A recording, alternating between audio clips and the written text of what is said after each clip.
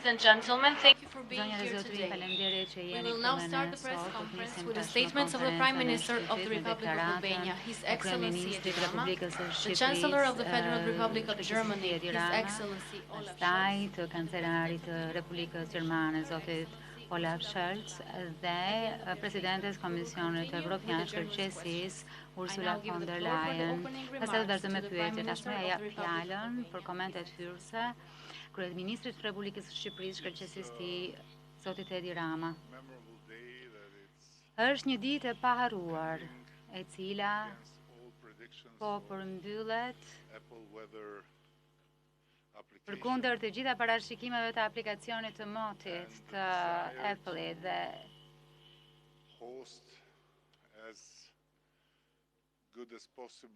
dëshirën për të mbajtur sa më mirë miqtë tanë ka qenë më e fortë se sa çdo ekspertizë meteorologjike që gjatë gjithë javës na thoshte se dita do të ishte ditë me shi. Dhe nuk ishte kështu. Kështu që jam mirënjohës Zotit dhe Bashkimit Evropian që u siguruan që kjo ditë të niste me një diell të mrekullueshëm e të mbyllej me një flat të këndshëm. Ndërsa samiti u mbyll me diskutime mjaft të frutshme, me shkëmbime vërtet të hapura e me një ndjenjë të vërtet miqësie. Nuk do të gjeja dot kur fjalët e duhura për të falenderuar kancelarin që në mënyrë kaq të hirshme që i hapur për idenë për ta sjellë procesin e Berlinit jashtë Bashkimit Evropian në Tiranë. Dhe nuk do të gjeja dot kur fjalët e nevojshme për të falenderuar presidenten e komisionit që i dha këtij samiti diçka vërtet thelbësore përmes planit të ri të rritjes të Bashkimit Evropian për Ballkanin Perëndimor. Ky është një moment i vështirë në kohë për çdo kënd dhe sfidat me të cilat ne të gjithë së bashku përballemi janë të jashtëzakonshme për shkak të krizave të njëpasnjëshme që kanë goditur të gjithë ne, qofshim Europë me B apo Europë pa bën bashklidhur. Nuk duket se gjërat do të bëhen më mirë përpara se sa të përkeqësohen në shumë fronte. Përfshi frontin e ri të tmerrshëm në konfliktin midis Izraelit dhe Hamasit. Në të njëjtën kohë, sidoqoftë, këto kohë kanë farkëtuar miqësinë tonë, kanë farkëtuar bashkëpunimin tonë, kanë farkëtuar ndjenjën e përbashkësisë dhe fal udhëheqjes së Bashkimit Evropian, ajo çfarë ka ndodhur është shfrytzuar për të parë përpara me një besim më të fortë kundrejt Ballkanit Perëndimor. Nuk dua të flas gjatë, pasi siç mund ta imagjinoni, mund t'ju mbaj këtu deri nesër.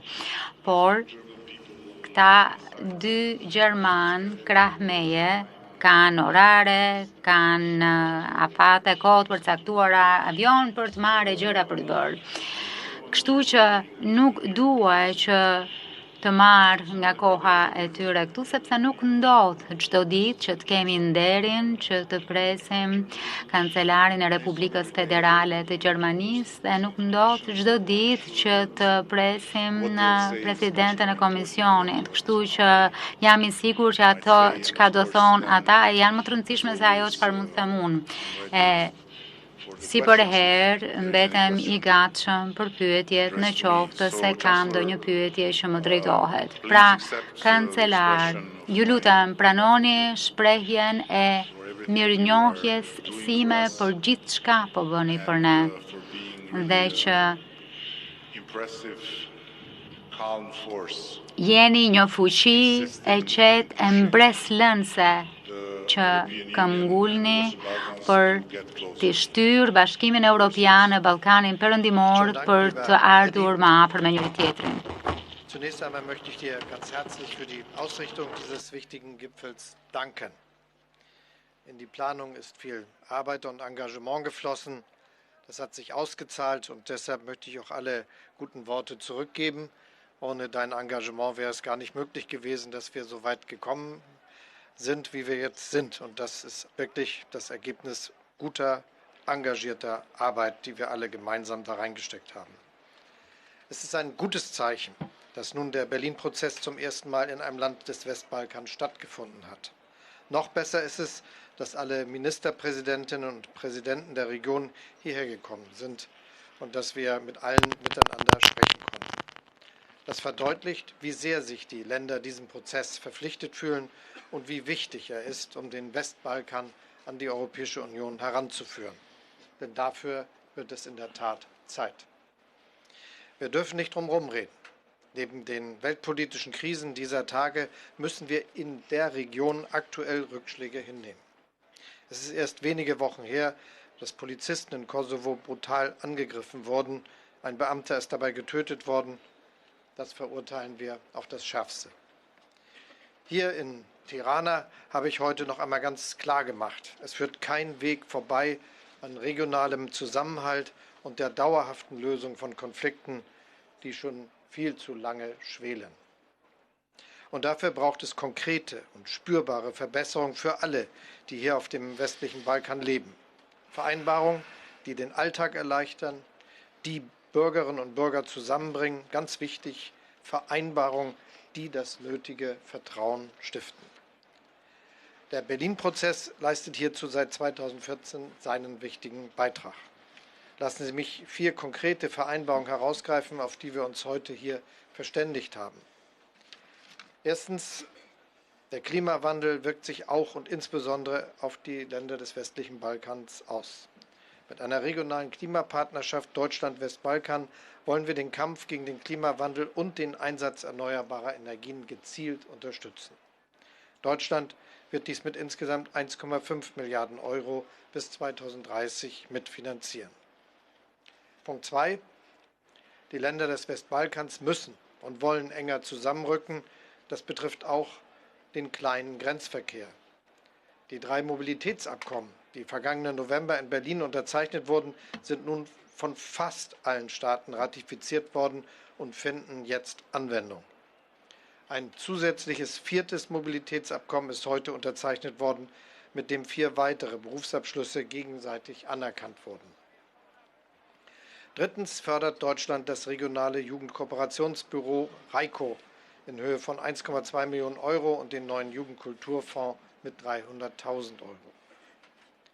Und als 4. Beispiel freue ich mich, dass die Bundesregierung zusätzliche 73 Millionen Euro für ein neues Projekt Klimaprogramm Albanien bereitstellt. Das ist ein offenes Programm zur Integration erneuerbarer Energien. Meine Damen und Herren, die Zukunft des westlichen Balkans liegt in der Europäischen Union. Dieses Versprechen gilt. Und es gilt heute mehr denn je.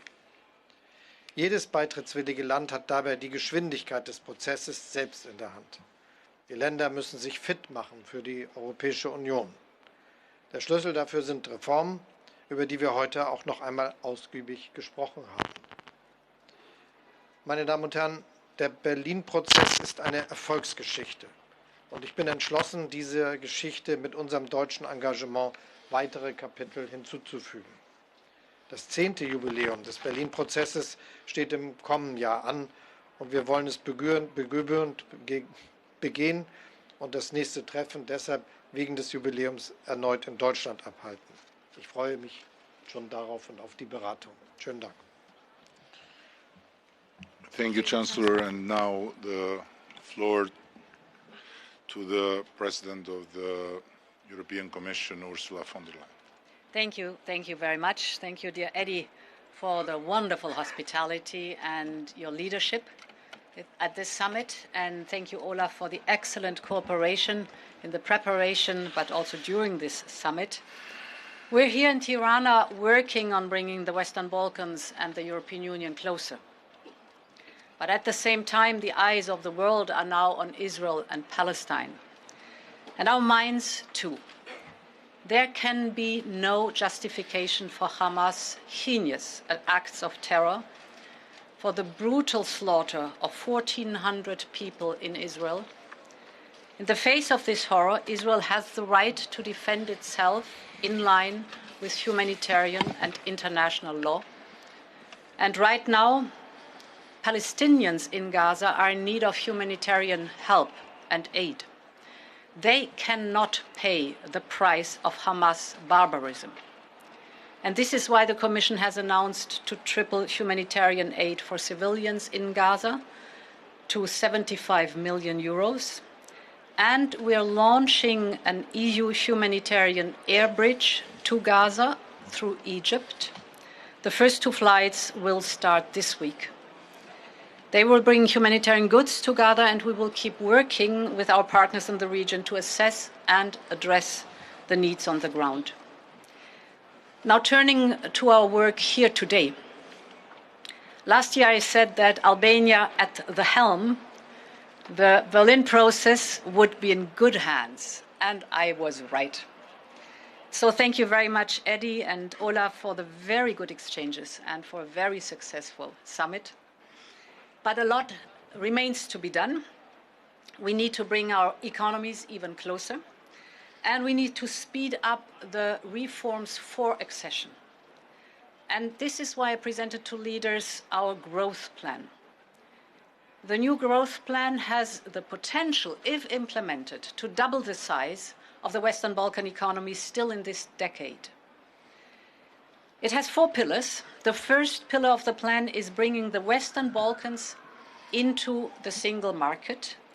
We basically open the door of the single market in 7 key areas for the Western Balkan companies already now. Just to give you a few examples on customs cooperation, e-commerce, cashless payments, road transport, electricity, roaming, just to name a few. Now, the second pillar is that the Western Balkans themselves have to complete their common regional market. If they complete their common regional market, this could increase the GDP of the Western Balkans by 10%. So the Western Balkans also need to open to their own neighbors, to the 5 neighbors and partners, their own markets. The third pillar is reforms. If we want to give access to the Western Balkans to the European single markets, of course there needs to be a level playing field, the same rules and standards. This means reforms are necessary. And these reforms also bring the Western Balkans closer to membership. These reforms will also make the Western Balkans even more attractive for European investors and make our respective economies, which is very important, converge. Because today we have a situation where the Western Balkan economies are at 35% of the EU average. So there needs to be lots of work to be done to have more convergence of the economies. And finally, the fourth pillar of the plan is if reform efforts are being done, they will be matched by increased EU funding for investment. In other words, we have proposed a 6 billion investment package. This is composed of 2 billion in grants and 4 billion in loans. And this same logic applies like in our investment plan Next Generation EU for the member states. That is investment and reforms. Funds will be relieved upon delivery of reforms. So it is conditional. It works very well in the European Union. I'm deeply convinced it will work in the Western Balkans too. Thank you again. This has been an excellent summit. We want to move forward and we want to move faster. Let's seize the moment. Thank you, Madam President. We are now ready to take the journalist questions. Një pyetje e përbashkët për kancelarin dhe presidenten. Duket se Aleksandar Vučić ka bërë zgjedhjen e tij duke qenë sot në Kinë në krah të Vladimir Putinit, në vend se të ishte këtu siç ka bërë në 9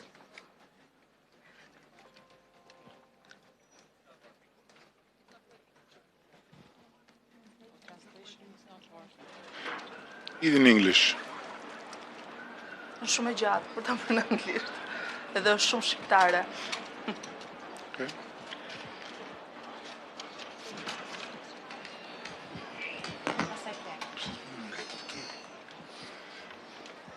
Herr Bundeskanzler, ich würde Sie gerne zum Krieg im Nahen Osten fragen. Ich glaube, Sie kann ich jetzt in Deutsch fragen. Sie werden als erster Regierungschef seit der Terrorattacke der Hamas auf Israel nach Israel reisen. Welches Signal verbinden Sie mit diesem Besuch und was wollen Sie dort konkret erreichen? Und da Sie anschließend ja auch nach Ägypten reisen, die Frage, was halten Sie von dem Gipfel, den Ägypten am Samstag ausrichten will und werden Sie die Einladung zu dem Gipfel annehmen? And a question to you, Madam President and Prime Minister. Did you also talk about the refugee routes on the Balkans today? Madam President, what are your expectations to the Balkan countries on that issue? And Prime Minister, what do you expect from the EU and how do you prepare for more refugees regarding the situation in the Middle East? Es ist mir wichtig, die Solidarität mit Israel auch ganz praktisch durch meinen Besuch zum Ausdruck zu bringen. Das ist jetzt gerade in dieser ganz besonderen Situation für die israelische Bevölkerung und für das Land von großer Bedeutung, dass die Solidarität auch versichert wird. Ansonsten gibt es konkrete praktische Fragen zu besprechen, die wir besser vor Ort auch diskutieren können, insbesondere was die Sicherheitssituation betrifft und auch was die Frage betrifft, wie man verhindern kann, dass es zu einer Eskalation dieses Konfliktes auch auf weitere Regionen, etwa in den Norden oder anderswohin gibt. Das setzt gute Gespräche, übrigens auch mit vielen anderen Staaten der Region voraus. Und damit ist auch die Frage beantwortet im Hinblick auf den späteren Besuch in Ägypten. Es geht eben darum, konstant mit allen im Gespräch zu sein und eine Perspektive zu entwickeln, die solche Eskalation verhindert. Im Übrigen geht es natürlich auch immer um die Frage, wie humanitäre Hilfe organisiert werden kann. Aber auch das will ich zum Schluss noch einmal sagen. Der Überfall der Hamas war ein terroristischer Akt, der unverantwortlich war, der furchtbare Konsequenzen hat, der unglaublich viele Menschen getötet hat und unglaublich viele erniedrigt. Und deshalb hat Israel jedes Recht, sich selbst zu verteidigen. Eddie, would you like me to start with migration? Yeah. I hope I have the phone. Mic? That's the mic work, yeah, okay. Thank you very much. The migration question you asked me. So, indeed, there was a limited discussion on the topic. It was not the center of the discussion, but of course, it was part of the discussion. And indeed, we have a look with the European Union at the migration routes. Migration routes, for example, coming through the Western Balkans. I have to say, the first topic, if we look at it from the European Union's perspective, is that we get our internal rules properly addressed. That is, that we finish the Migration and Asylum Pact. These are the internal rules within the European Union, but we are in a good way after having agreed on the crisis management. The second part is the operational part. where we can be very practical. And here we're working closely with the Western Balkan countries, for example, strengthening the borders by delivering on Frontex agreements, not with each and everyone, but with some of them, or proper registration of refugees. Very important is the alignment in the visa policy, very important. And here our asylum agency and the European agency in general are also supporting as best as possible. So besides the legal framework within the European Union, we already start to include the Western Balkan by operational day-to-day work to our management of migration at the external borders.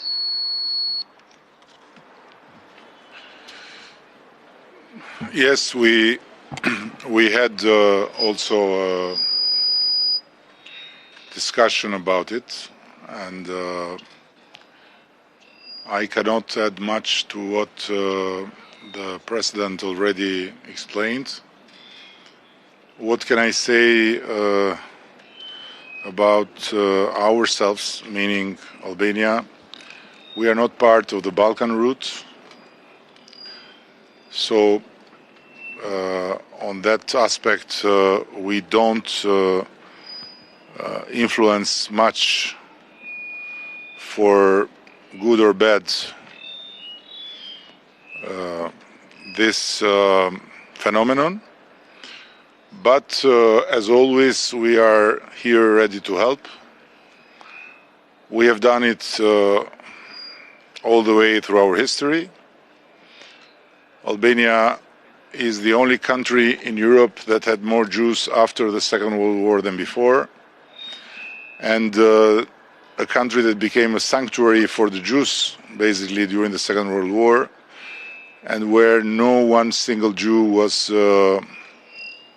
released to the Nazis. Then we had the experience of the big drama of the ethnic cleansing in Kosovo. We hosted here 500,000 refugees from Kosovo that were obliged to leave their houses because they were under a terrible, terrible pressure and literally hunted by Milosevic regime. We offered shelter to several thousands of Afghans after the situation that was created by our alliance Leaving Afghanistan. And we are ready to do so in the future, of course, always considering our modest dimension and our not limitless capacities. So this is what I can say to answer your question. And I fully agree with the President that this phenomenon is something that has to be dealt in much more united manner and by defining very clearly the internal rules, both for European Union and for us, because the Western Balkans are the most incredible reality in the history of geography and of mapping. And I don't think there is another reality in the history of mapping where an entity, geographical and political entity, is surrounded completely by another entity. So practically we are not in the European Union, but we are surrounded completely by the borders of the European Union. So somehow we are part of it all the time, for good or bad. Po e rimar pyetjen, në mbajti moti, po patëm probleme me përkthimin. So the weather was really nice, but we had problems with the technical system of the interpreting. Aleksandar Vučić duket sikur e ka bërë zgjedhjen e tij dhe ka zgjedhur Rusinë duke qenë edhe sot në Kinë për krah Vladimir Putin. So it seems like Alexander Vučić has made his choice towards Russia, and he's even today along Vladimir Putin meeting in China. Ndryshe nga sa ka bërë në të gjitha takimet e tjera të nismës procesit Berlinit. Por ndërkohë, çfarë po bën Bashkimi Evropian? A do të marrë sanksione për atë që ndodhi në 24 shtator, sepse duke shpallur ditëzie për 3 nga terroristët, Serbia në një farë mënyrë duket sikur e pranoi autorsinë e këtij sulmi. Do të ketë sanksione ndaj Serbisë? Kjo është pyetja e përbashkët edhe për kancelarin edhe për presidenten. Zonja presidente, kam një pyetje enkas për ju. Nuk e di nëse So actually, it seems like today Mr. Vučić made a different choice, but nonetheless, I would like to go back to the events of the 24th of September. Has the European Union decided to take sanctions against Serbia? Because with its declaration on the morning day with the 3 terrorists, it's as if they accepted the authorship of what happened in Kosovo. So this is my first question to all of you, also to the Chancellor and to the President. And I do have another question for you, President, directly. Nuk e di nëse presidenti Michel është më optimist nga natyra dhe ju jeni më objektive, por u duk sikur pati një përplasje të deklaratave tuaja kur Michel dha afatin e antarësimit vendeve të rajonit 2030 dhe pati një deklarat nga zyra juaj që këmbguli që janë reformat ato që vendosin dhe jo data konkrete. Kush është arsyeja e këtyre 2 qëndrimeve tuaja? Zoti Rama, 9 vjet procesi Berlinit. So actually, my question is related to your statements of today and the statement of the Council President Charles Michel. It seems like between you two, he is the most optimistic one and you are the more objective one, since he declared actually a certain timeline for the membership, 2030, for the membership of the countries, whereas your office actually, after that statement, said that it is reforms, the ones that decide such a membership or accession. So I would like to ask you, what's the reason for this two different standings between the you two?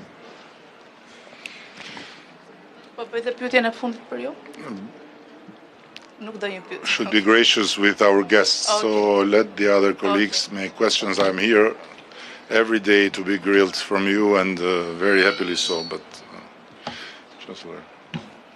Soll ich anfangen? All right. So I think the first question also, part of the question also goes to me, what the horrible attack of the 24th of September is concerned. We strongly condemn that. At the moment being, we are in a process where the facts about the attacks need to be established. So we wait for the outcome of the investigation, and based on that one, we will decide on the next steps, of course, in close cooperation with our member states. Now, the date 2030. Accession is a merits-based process, and there cannot be a rigid date where, regardless of how you reformed or not, you enter the European Union. This will be never acceptable for the member states, or you have to wait till a certain date. 2030 would mean next mandate, no accession. So I think the agreed methodology, which we have in the European Council, is that it is a merits-based process. And this is much more rewarding for the countries too, because it's their efforts and their successes that brings them forward. And it's a strong incentive also to do the necessary steps. For example, if you take now the growth plan, the new growth plan, it is also merits-based. It says, you reform, you do the steps forward, there will be funding and investment. And I think this is a much better incentive as to have a very rigid process which would then have an automatism. This goes against the methodology we have agreed on. So I have not to add too much to what Ursula already said.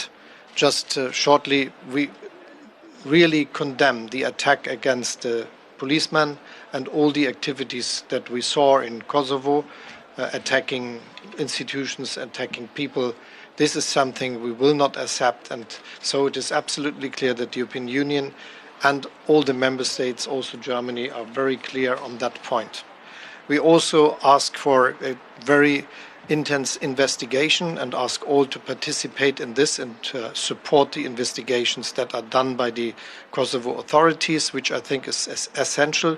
Also that the Serbian authorities are cooperating in this field with Kosovo, which I think is very good if this would happen.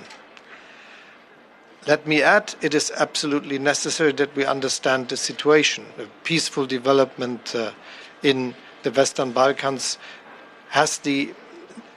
needs the understanding of all states that this will only work if they are not haunted by the past, but looking for the future, and if they try to solve the problems they have with each other. This is why we worked so hard to support Northern Macedonia in its accession process to the European Union and to solve all the problems, first with Greece and later with Bulgaria. Now there is a chance for going into the right direction, and we really appreciate what the Northern Macedonian government and the Prime Minister is doing.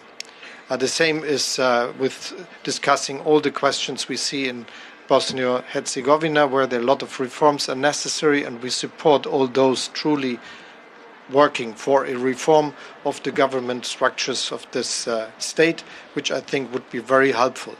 And this is the question we are working in the field of Kosovo and Serbia.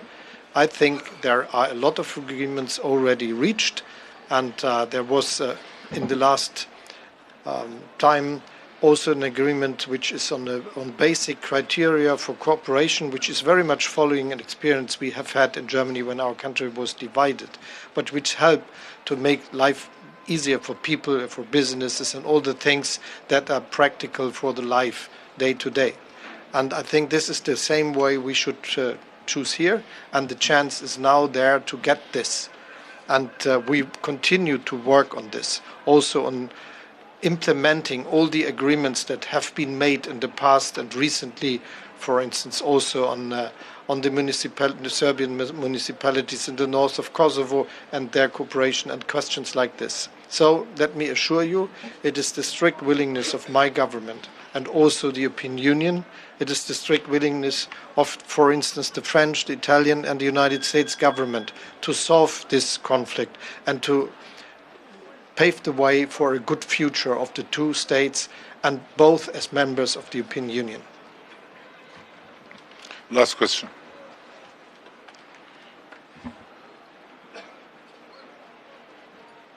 Okay.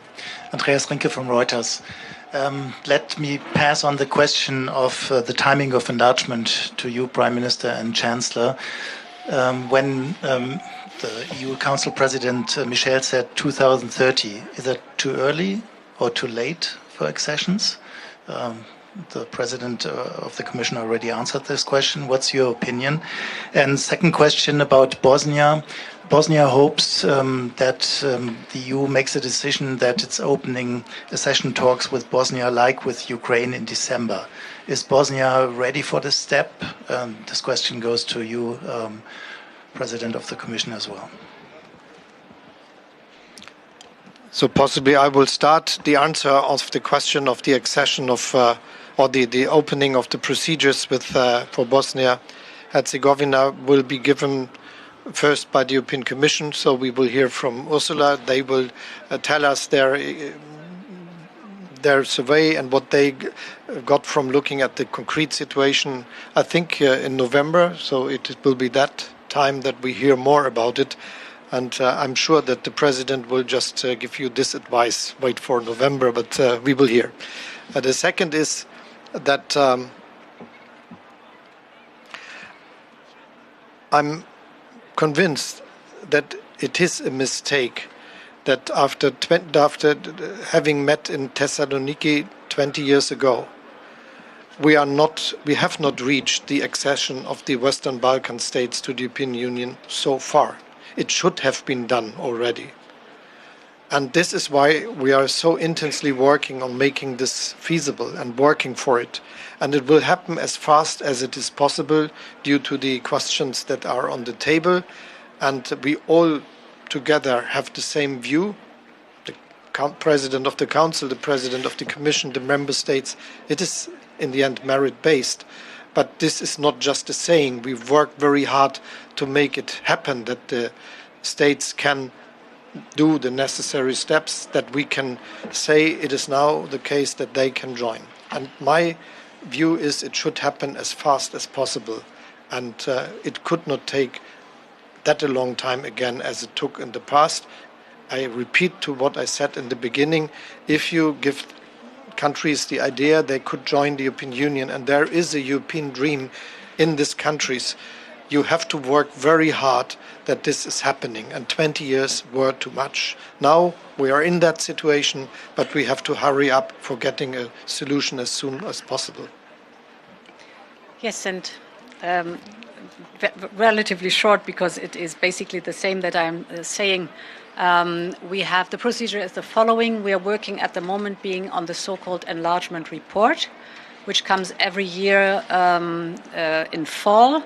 It will be in the College of the Commission on the 8th of November, and it is the view on all the countries that are in the process, and gives a recommendation to the European Council. The European Council will then discuss the matter in the December JUCO. That is the typical European Council for the enlargement process. Indeed, Russia's war against Ukraine changed everything, because it made very clear that there cannot be, for no country that wants to join the European Union, an in-between anymore between the European Union and Russia. You have to decide, or you have to take choices. On the other hand, it also accelerated the process insofar as we are working much harder and much more intensively on driving forward the necessary reforms and investment for the accession process. And I mean, today was a symbol for the strong will also of the Western Balkan countries to join. And therefore, for me, it's important. Let's do our homework and let's seize the moment. This is a historic moment that we really should use. And let me conclude by underlining the very high importance of this summit, because I'm afraid that then the follow-up will be what Charles Michel said and what Ursula said, and this soap opera that is apparently the same national sport from Germany to Albania, from North Macedonia to Netherlands. The point is that something is fundamentally changing. So, yes, we can discuss about how long it has taken, we can discuss about how tortuous this path is, but since the Russian aggression, something has fundamentally changed. We can see it because we are very, very attentive to every move, to every smile, to every palpitation of eyes when these guys speak. And if before we could see part of the member states very, very, positive, and some others very skeptical, today is not the same. It's a totally different spirit, number one. Number two, this summit has brought some incredibly different results. The new growth plan that the President von der Leyen has extended today also in front of you is not business as usual, is not more of the same. It's completely new.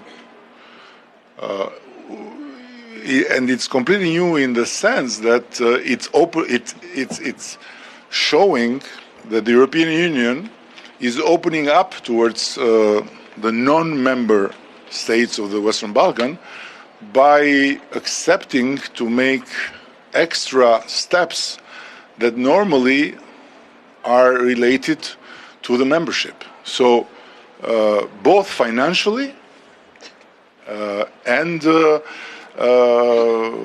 when it comes to the openings on the single market. These are huge things for the time being.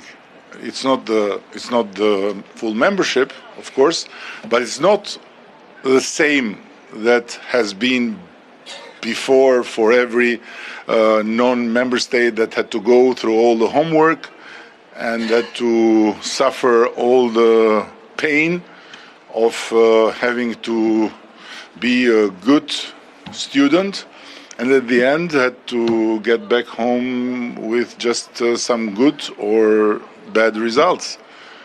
It's totally different. And I'm very, very optimistic about this spirit and about this approach, because it means that there is a very high level of awareness among the member states, and this commission that has been since day one presented by the president as a geopolitical commission is changing things that were unimaginable for us just a few years ago. So how we would have get to this point that with the backing of Germany, of France, and of all the countries, the Commission makes an extra mile and says, listen, we need to support you more, and we are supporting you more. But of course you have to deliver, because it's with the European Union is never you never get a present. You always get homework, and then you get also reward if you deserve the reward. This is clear, very clear, and it's clear even for member states. You have to be Germany to not be told what to do. Otherwise, you have to be told what to do. So I strongly object. No, but no, I say it in full heart, and I love Germany, by the way. So no doubt about that. So no problem with that. But we know we have learned it in the hard way, I must say. But now we are fine. You know, we need to push and push and push and push, because, as I always say, European Union provides countries something that you can't find anywhere else. Something that you can't invent, something that you can't learn in the books, which is the amazing know-how of the state building with democratic standards, of institution building. Where you find it? Who can teach you this except the European Union? So. I can say that this summit has been historical also in that regard, because it has opened a path that will be larger next year and will be larger the year after the next year. And in the same time, we have to do our homework. I've never, ever been, looking for dates. After I learned in the hard way that getting a date with the European Union is not just about how much you love, it's also about how much time they have to accept a date.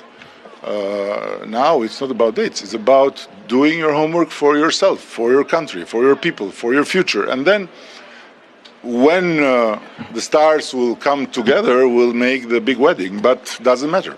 We can live in a well-articulated, how is called it? In Italian they say copia di fatto, a couple of facts, not blessed by the church or by the mayor, but a couple. So we are going there slowly, and slowly but steadily, and I really thank again the Chancellor for having given us this great opportunity to show how much we love the European Union. The President for having come today in Tirana, not just to repeat, we are open, our doors are open, we want to hug you, and then no hug. No. She has come with concrete proof that yes, some new space is opened. It's for us to make the best out of it, and to deliver, and to behave. It's all about behaving.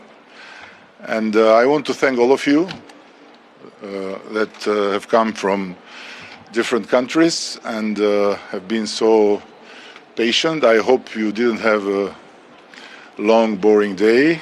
I hope it was not the usual summit of the European Union, because they are tired of summits, so they don't pay much attention in details. And I have proposed basically to them to make Albania the hub of summits, and we can excel and we can do this service better than everyone else. But it's to be seen because they have consensus amongst 27 members. Thank you very much again, and I invite you all for the last step of this journey of today, with the big opening of this pyramid, who will be the largest innovation center in the Western Balkans. Thank you, my friend. Scholz, if Leute minuta 20. Manula, nëse nuk filmi nuk ka raportuar dot, sepse